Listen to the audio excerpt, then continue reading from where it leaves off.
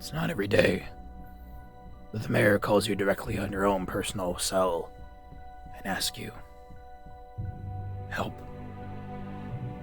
Dan Finnigan, PI, on the case. You see, it's been over a week out since Otis was kidnapped. Why? That's what I'm still trying to figure out. Legend tells that if you go into that cave after having a warning from the cave itself or the mountains, they'll swallow you, consume you. You'll never see the light of day again. Personally, I think it's a bunch of hogwash. Why bring in the supernatural when you haven't gone through all the logical explanations first? No. The question is where to start. He's given me a case over a week ago. I've made no leads. Well, one lead. Melvin. Went up to the caves to go figure out where he could have gone, only to find a set of hoofprints up there.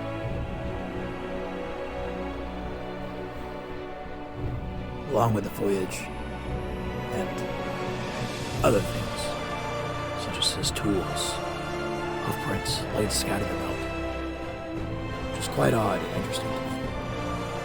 Because why would there be fresh tracks when it was just snowed?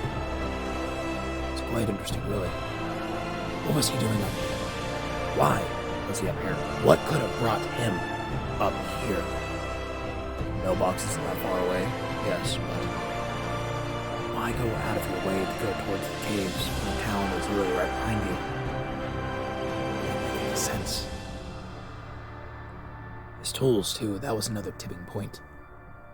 His saw, his hammer, his screwdrivers, all of it. His wrenches and drill bits and whatnot, they're just strung about. That's not like Otis. Otis takes immaculate care of all of his stuff. So why leave it out to be buried in the snow? What was even more interesting is it looked like it was just placed there. Why? Why would you place his tools in the snow now, after he's been gone a week? So many questions without any answers whatsoever. I needed to ask the moose himself. What was he doing? Why was he there? But that brought me to a bunch of questions as well. I stopped by the icicles to ask Isaac if he had seen Melvin.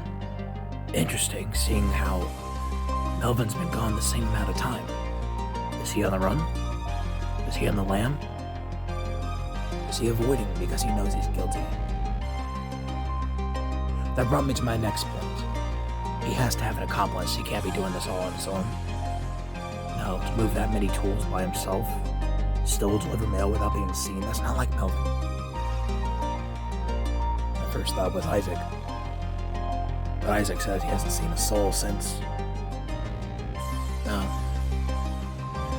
It would have to be Jerry. But how does he maneuver? He's a giant. Questions without answers. No. I would have to go back to my desk. Upon further investigation at my desk, looking at all the clues and looking at all the evidence, there was only one thing that could have made sense. But it didn't. So many questions. Why? Why would there be supernatural elements to this cave? What is in those caves? What is trying to stop us from going in there? And the more I looked at it, the more it made sense. This is all one big conspiracy. Someone doesn't want the tracks opened up. Melvin and Jerry are behind this. Otis is kidnapped by presumably the two of them. This is what the directions are leading me towards.